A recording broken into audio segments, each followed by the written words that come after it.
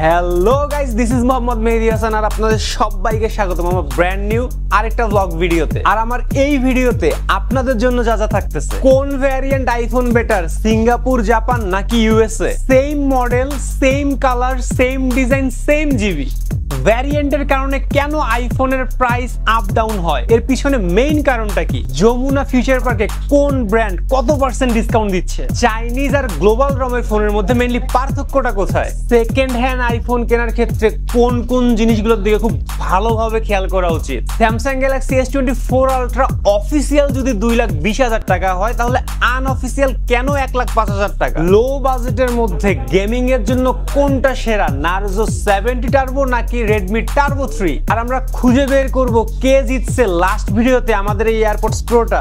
আর AirPods giveaway কিন্তু এই ভিডিওতেও থাকতেছে। সো গাইস, বুঝতেই পারতেছেন আজকের ব্লগটা মেইনলি আইফোন লাভারদের জন্য সবথেকে স্পেশাল হইতেছে, কারণ আজকের ভিডিওতে আমি আপনাদের সাথে শেয়ার করব ব্র্যান্ড নিউ এবং সেকেন্ড হ্যান্ড আইফোনের ইচ অ্যান্ড এভরিথিং, যেন আইফোন কেনার ক্ষেত্রে আপনি কখনো না ঠকেন। সো গাইস, বুঝতেই পারতেছেন সবকিছু মিলে আমাদের আজকের ব্লগটা খুবই ইনফরমেটিভ, ইউনিক আর জোস হইতেছে।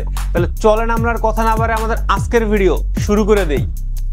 আর গাইস, আপনি যদি আমার চ্যানেলের নতুন ভিউয়ার্স হন তাহলে অবশ্যই অবশ্যই অবশ্যই আমার চ্যানেলটা সাবস্ক্রাইব করবেন। মানে আমার হচ্ছে আর খুব শীঘ্রই, আমার সম্ভবত আজকে হচ্ছে এখন যখন ভিডিওটা আমি করতেছি 7,500-এর মতো সাবস্ক্রাইবার অলরেডি ডান, আর সামান্য কিছু সাবস্ক্রাইব লাগে। সো দ্রুত সাবস্ক্রাইব করেন যেন আমি খুব দ্রুত 10,000 সেলিব্রেট করতে পারি। এইখানে ফ্রিতে আপনার মার্কেট রিলেটেড অনেক ইনফরমেশন, অনেক অফার, প্লাস আমার প্রোমো কোড ইউজ করে কিন্তু হচ্ছে আপনি ফোনেক্স থেকেও ডিসকাউন্ট নিতে পারতেছেন।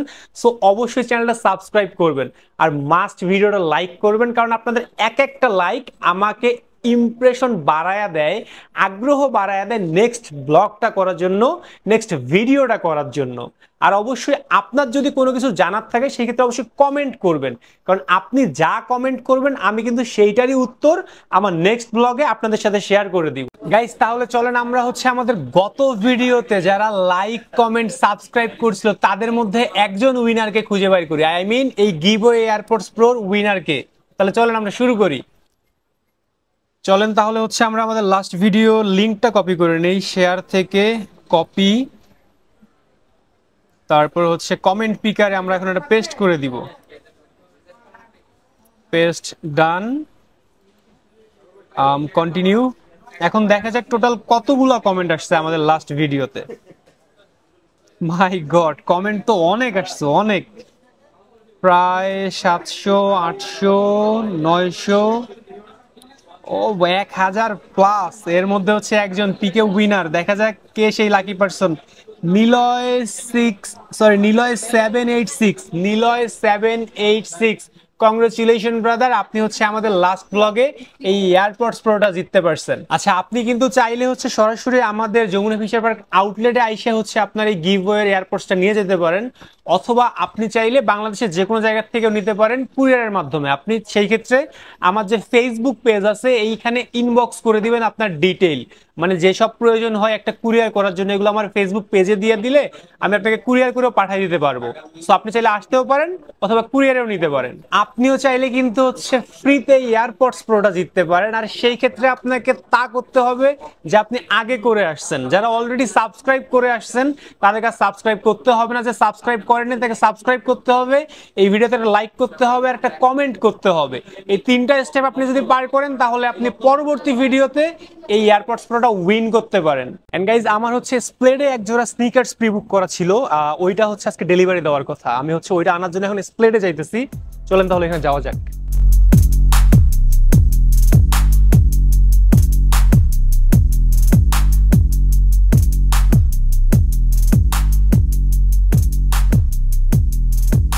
এই জায়গাটায় আসলে আমি ওয়ান কাইন্ড অফ কনফিউজড হয়ে যাই, আসলে কোনটা ছেড়ে কোনটা নিব, মানে হাত দিয়ে যেইটাই যখন ধরি আমার সেটাই ভালো লাগে। আমি হচ্ছে লাস্ট প্রি-বুক করাই গেছিলাম মনে হয় প্রায় 3 থেকে 4 ঘন্টা এখানে আমি টাইম দিচ্ছি যে আমি আসলে কোন পেয়ারটা নিব।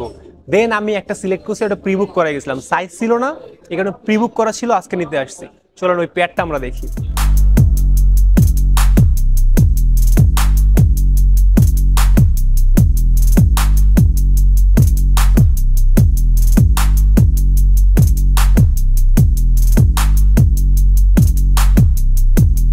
বাই দ্য ওয়ে এই হচ্ছে আমার নতুন পেয়ার, ঠিক আছে? এটা স্প্লেডের আমি ব্যক্তিগতভাবে অনেক বড় ফ্যান, কারণ ওদের জুতা খুবই কমফোর্ট, আর আমার পায়ে সাধারণত জুতা থাকেই না। এই লাস্ট পেয়ারগুলো যেগুলো একটু আগে দেখছিলেন পায়ের মধ্যে, এগুলো যে এত প্যারার মধ্যে এতদিন সার্ভাইভ করছে এটা আনবিলিভেবল। তার কারণে হচ্ছে আবার স্প্লেডে ব্যাক করা আমার কাছে ব্যক্তিগত খুব ভালো লাগে। আর আপনাদের কাছে জুতাগুলো কেমন লাগছে অবশ্যই কমেন্ট করে জানাবেন। আমার জুতাটা কি রেডি হয়েছে ভাইয়া? ডিসকাউন্ট কত % দিবেন? আমরা তো অলওয়েজ বেস্ট প্রাইস দিয়ে থাকি। ডিসকাউন্ট দিবেন না তাহলে? আগে না, আমার যারা ভিডিও দেখেন ভাই সাবধান, আমি খুব ঠেকাই পড়ে, মার্কেটে অন্য কোনো দোকান খোলা নাই, ঠেকাই পড়ে স্প্লেট থেকে জুতা কিনতেছি, ভুলেও আসবেন না ভাই, ভুলেও না। খুবই বাজে কোয়ালিটির জুতা বিক্রি করে ওরা। ডিসকাউন্ট দিলে ভালো কথা কইতাম। টাকা পয়সা সব নিয়ে গেল, ফকির বানায় দিল স্প্লেট।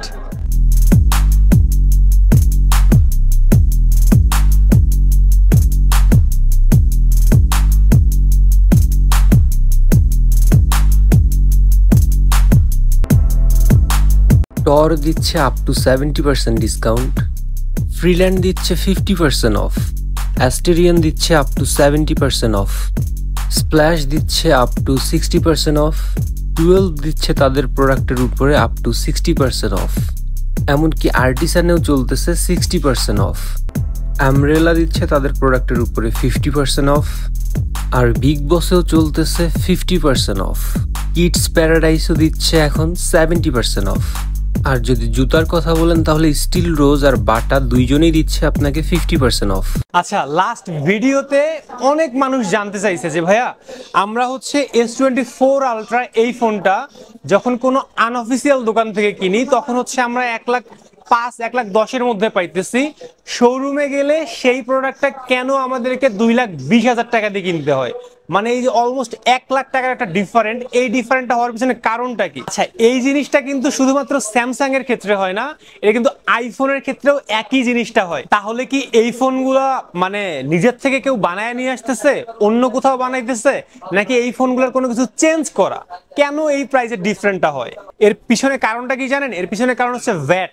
ধরেন আপনি বাইরে এই ফোনটা আপনি যদি মানে বাইরে 1,00,000 টাকা দিয়ে কেনেন, এইটা আপনাকে বাংলাদেশ গভর্নমেন্টকে ভ্যাট দিতে হবে যখন আপনি বিজনেস পারপাসে নিয়ে আসবেন, 1 পিস 2 পিসে না।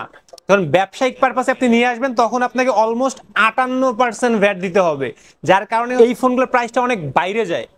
যারা হচ্ছে শোরুমে সেল করতেছে, অফিসিয়াল ওয়েতে আনতেছে, ঠিক আছে, মানে ভ্যাট দেওয়ার পরে ওইটাকে বলে হচ্ছে অফিসিয়াল, যখন তারা ওই ওয়েতে আনতেছে তখন কিন্তু তারা 58% ভ্যাট দিতেছে এক একটা ফোনে, যার কারণে ওদের প্রাইসটা এত বেশি। আর আমরা যেহেতু লাগেজে নিয়ে আসতেছি 2 পিস 1 পিস করে, সো আমাদের ওই 58% ভ্যাটটা দিতে হয় না, এই কারণে আমাদের প্রাইসটা এত কম। মূলত ভাই সবই হচ্ছে স্যামসাং এর প্রোডাক্ট, সবই সেম প্রোডাক্ট, সেম জায়গায় বানাইতেছে, ওইখান থেকে ছড়াই দিতেছে। ভিয়েতনাম আমরাও সেল করতেছি ভিয়েতনাম ভ্যারিয়েন্ট, অফিসিয়াল শোরুমেও ভিয়েতনাম ভ্যারিয়েন্ট সেল করতেছে, বাট প্রাইজের তারতম্য হওয়ার পিছনে কারণ আছে, ওরা 58% ভ্যাট দিচ্ছে, এক নাম্বার কারণ। দ্বিতীয় কারণ, এই প্রোডাক্টটা সেল করে ওদের শোরুমগুলো চলতেছে, ওদের ব্র্যান্ডিং, ওদের লাইটের কস্ট, ওদের স্টাফ কস্ট, ওদের হচ্ছে HQ management, each and everything depend করে কিন্তু এই প্রোডাক্টের উপর, যেটা আমাদের নাই। আমাদের জাস্ট একটা দোকানের খরচ এই প্রোডাক্ট থেকে আমরা উঠাই, যার কারণে আমাদের প্রাইসটা এত কম আর ওদের প্রাইসটা এত বেশি। জাস্ট একটা জিনিস মাথায় রাখবেন ভাইয়া, কেউ কিন্তু বাসার থেকে ফোন বানায় নিয়ে এসে বিক্রি করে না, সবাই বাইরের থেকে কোনো না কোনো স্যামসাং এর স্টোর থেকে, এমন না যেগুলো রাস্তাঘাটে বিক্রি করতেছে আপনার মনে করেন যে শাকসবজির মতো ওইখান থেকে আইনে বিক্রি করতেছে যার কারণে প্রাইস কম, এমনটা না। ওই দেশের প্রাইসে হচ্ছে প্রাইস কম, ঠিক আছে। আর আমরা যখন আনতেছি লাগেজে ভ্যাট দিচ্ছি না, তখন আমরা কম প্রাইসে কিনতে পারতেছি, আমাদের খরচ কম পড়তেছে, আমরা কম প্রাইসে সেল করতেছি।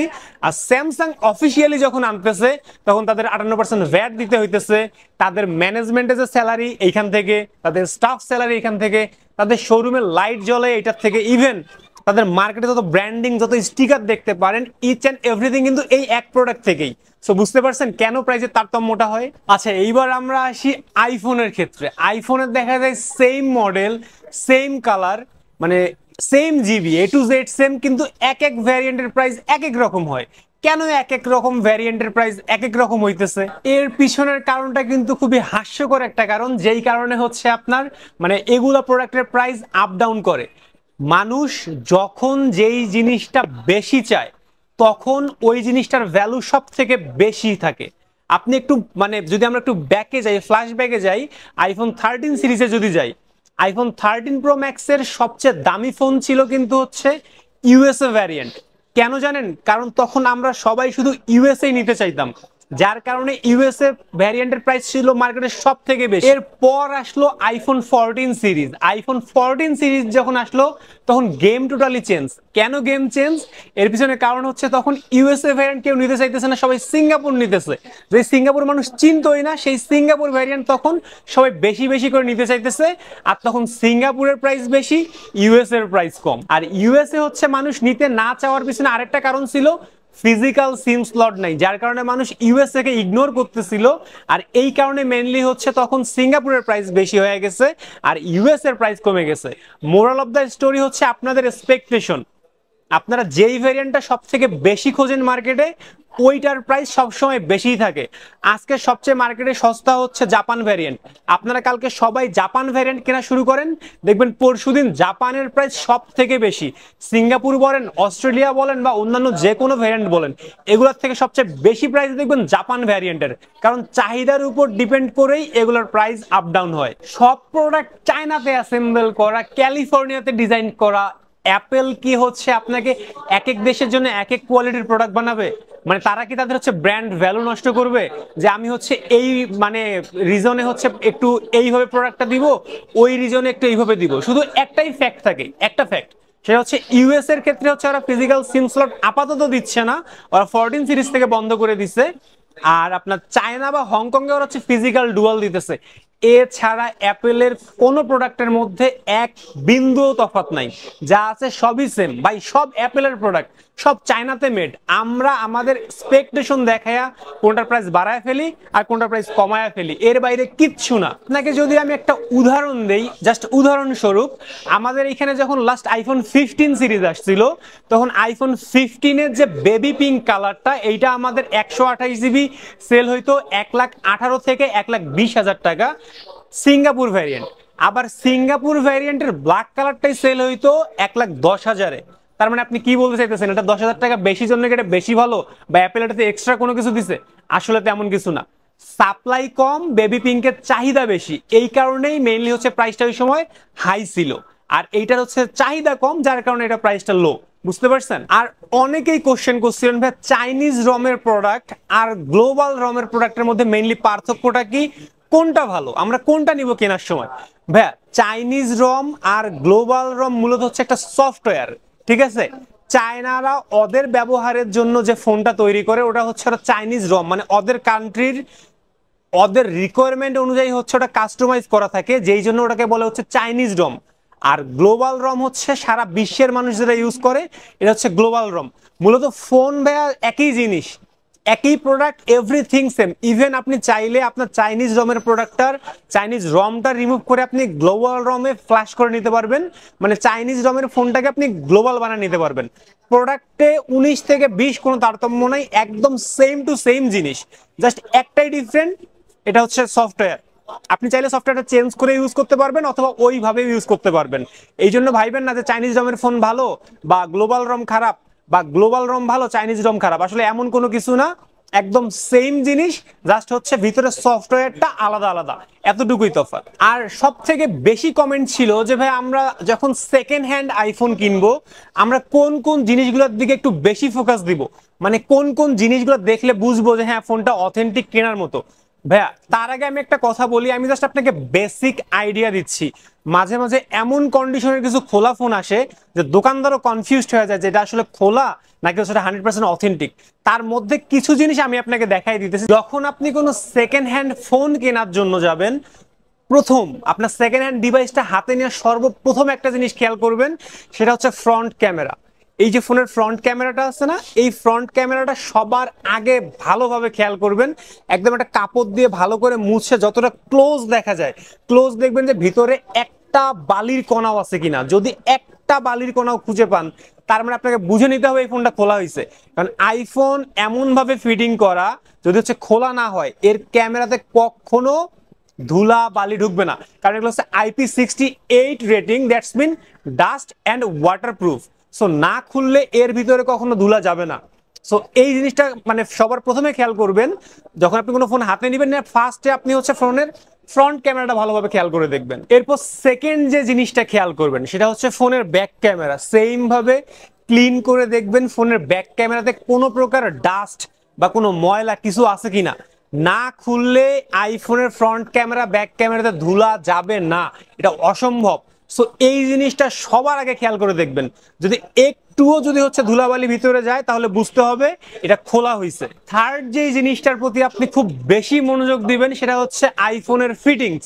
অনেকেই কি করেন, ফোন খোলা হয়েছে কিনা এইটা চেক করার জন্য আপনার সিম যে হচ্ছে চেম্বারটা খুলে এখানে ফু দেন। ভাই এই কাজটা ভুলেও করবেন না। একটা স্মার্টফোন যে কি লেভেলের নোংরা এটা আপনার কোনো ধারণা নাই। মানুষ যে কত বাজে হাতে যেটা ধরে আপনি চিন্তা করেন। আপনি আপনার ফোন ওয়াশরুমে নিয়ে যান, আপনি পা চুলকায় আপনার ফোন ধরেন, আপনি দিনে 20 জনের সাথে হ্যান্ডশেক করে আপনার ফোন ধরেন, আপনি খাবার খাওয়ার পর ধরেন, আপনি নোংরা কোনো জিনিস ধরার পর কিন্তু আপনার ফোনটাই হাত দিয়ে ধরেন। সো এই ফোনটা আপনি কোন হিসেবে মুখে দেন? এটা কখনোই মুখে দিবেন না। চোখ দিয়ে দেখে বোঝার চেষ্টা করেন ফোনটা খোলা কিনা। আর ফু দিয়া কিন্তু হচ্ছে বাতাস লিক করলে খোলা হয়েছে বা লিক না করলে খোলা হয় না, এটা একদমই ভুল ধারণা। কারণ মাত্র 300 টাকা হইলে এটা গ্লু করে হচ্ছে এটা আপনার মানে বাতাস যেন বের না হয় এটা বন্ধ করে দেওয়া যায় মাত্র 300 টাকা হইলে। সো আপনি কিভাবে ফু দিয়ে শিওর হইতে চান যে এই ফোনটা খোলা হয় নাই? সো কি খেয়াল করবেন আপনি? ভাই আইফোন এত প্রিমিয়াম একটা কোম্পানি, অ্যাপেল এত প্রিমিয়াম একটা কোম্পানি, এত লাক্সারিয়াস একটা ব্র্যান্ড, ওরা তো যেন তেন ভাবে জোড়াতালিতে ফোন দিবে না, তাই না? আপনি হচ্ছে ফোন যখন নিবেন তখন ফোনের এই ব্যাক শেলের এই সাইডগুলা খুব ভালোভাবে খেয়াল করে দেখবেন কোথাও কোনো গ্যাপ আছে কিনা। ঠিক আছে, যে কোনো এক সাইডে যদি একটুও গ্যাপ থাকে, ধরেন এই সাইডে পারফেক্ট ফিনিশিং, এই সাইডে একটু উঁচু নিচু, অ্যাপেল কখনোই এটা করবে না। ভাই এত দামি ফোন দিতেছে, ঠিক আছে, মানে এতটুকুর ভিতরেই তারা এত টাকা নিচ্ছে, অবশ্যই আপনাকে ভালো একটা কোয়ালিটি দেওয়ার জন্য, তাই তো? সো হচ্ছে যখন কোনো ফোন হাতে নিবেন ব্যাক শেলটা খেয়াল করে দেখবেন ফিটিংসটা 100% অ্যাকুরেট আছে কিনা। আর সেকেন্ডলি হচ্ছে দেখবেন কোনো গ্লু দেখা যায় কিনা। ঠিক আছে, কারণ খুললে কিন্তু হচ্ছে গ্লু আবার লাগাইতে হবে, আর গ্লু লাগানোর পর যতই ক্লিন করেন একটু না একটু থাকবে। সো খুব ক্লোজলি আপনি খেয়াল করে দেখবেন এটার মধ্যে কোনো গ্লু আছে কিনা। আর সামন সাইড দেওয়া হচ্ছে আপনার ডিসপ্লের যে ফিটিংসটা এইটাও দেখবেন। আপনার হচ্ছে এই সাইডগুলো একদম এই মানে ডিসপ্লে যেখানে শেষ আর বডি যেখানে শুরু, এই সাইডগুলো খুব মনোযোগ দিয়ে খেয়াল করে দেখবেন যে এইখানে কোনো ধরনের কোনো গ্যাপ আছে কিনা, গ্যাপ অথবা গ্লু। যদি কোনো গ্যাপ দেখতে পারেন অথবা গ্লু দেখতে পারেন তাহলে আপনি 100% শিওর থাকতে পারেন যেটা খোলা ফোন।